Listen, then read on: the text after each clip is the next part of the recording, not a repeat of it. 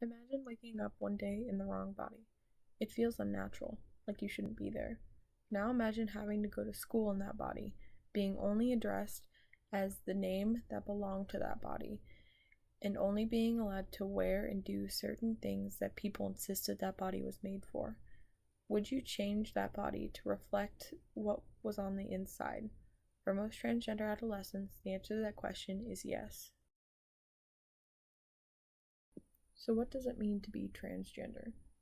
Transgender is kind of an umbrella term that really describes a person who has an internal gender identity that is different than the one they were assigned at birth. This is typically either trans male, female to male, or trans female, male to female. For most transgender individuals, the question of medically transitioning is not an if, but a when. Sadly, there are opposition from people saying that transgender adolescents should not be allowed to transition because they believe that being trans is just a phase, or it is too dangerous to medically transition. These people tend to not have any research on transgender issues and do not fully understand the reasons behind transitioning. Kyle, a transgender male teenager, agreed to answer some questions pertaining to his motivation and the motivation of many transgender teens to medically transition. How do you identify your gender? Do you identify as transgender? Yeah, I identify as a trans male, and yeah. Cool. Are you on hormone replacement therapy by any chance? Nope. Okay. Do you wish to go on hormone replacement therapy in the future? Yeah, I'm in gender therapy for that. Cool. Awesome. What are your motivations for wanting to go on hormone therapy, and why would you want to in the future? Well, because, and I don't know that this would be something to say in class because I don't know what you're allowed to say, but one thing about trans people is we have dysphoria, gender dysphoria, and gender dysphoria makes us literally want to cut our chest off and kind of things. So. Yeah. Gender dysphoria is the condition where an individual feels a disconnect with their gender and biological sex.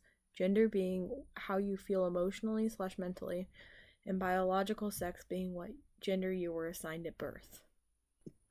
Transgender teens and adolescents should be allowed to medically transition in order to alleviate gender dysphoria and reduce the risk of harassment due to not passing as their experienced gender, because it is medically safe to do so and will help the individual be more confident in their adult life. One of the major reasons why transgender teens should be allowed to start medically transitioning is due to the deadly statistics they face. 50% of transgender youth have had suicidal thoughts. That's almost quadruple the percent of non-transgender teens. Trans teens often have dysphoria, which can lead to other mental illnesses such as anxiety or depression. From a psychological perspective, if young people receive treatment earlier, it's an indicator that they are being affirmed in their life. When a transgender adolescent is able to transition early on, it shows that their families and friend group support them.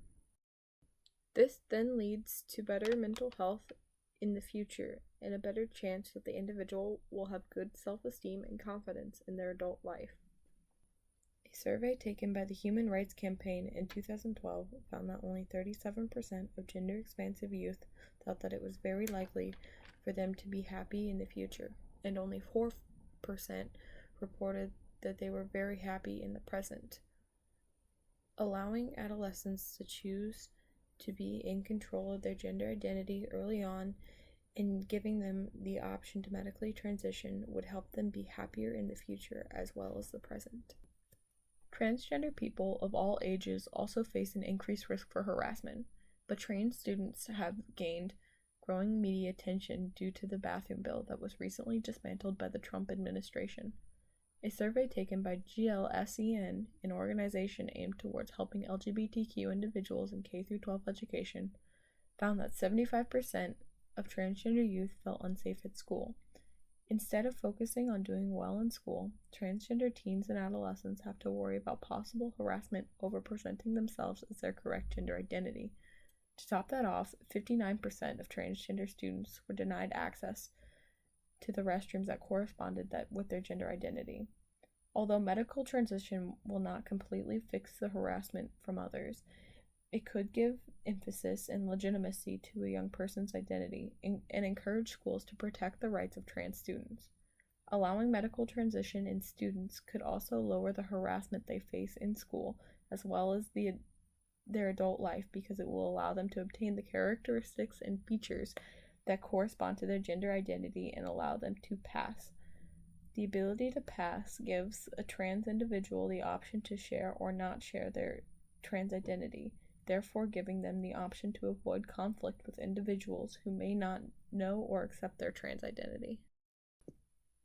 One argument that often comes up when debating the medical transition of teenagers is that teenagers and adolescents are too young to know that they are transgender, and therefore too young to make a life-changing decision.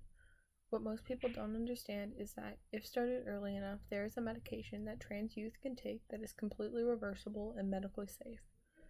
Puberty blockers, often referred to as blockers, are injectable medications prepubescent trans individuals can take that delay the effects of puberty. These medications are recommended to youth struggling with gender identity by many medical professionals, including those at the Endocrine Society. In 2009, the Endocrine Society recommended that transgender adolescents stay on blockers until they reach the age of 16, when they could start the consideration of hormone replacement therapy.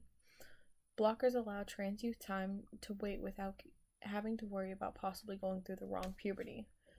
There used to be concerns about the bone development and density in individuals who were on puberty blockers.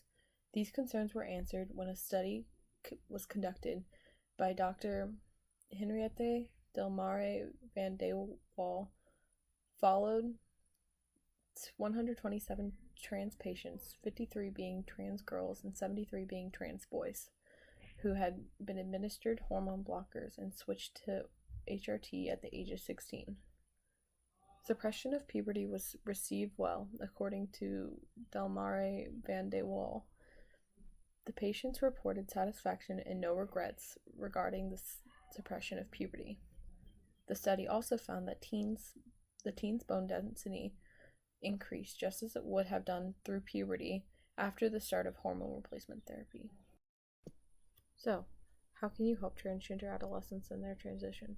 Well, you can vote for representatives and political figures that support trans rights and also want to give financial aid to individuals who suffer from gender dysphoria.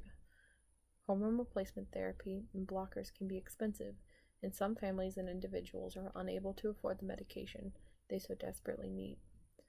You can also participate in school organizations and clubs such as GSA or the Gender and Sexuality Alliance that campaign to fight for the rights of trans students.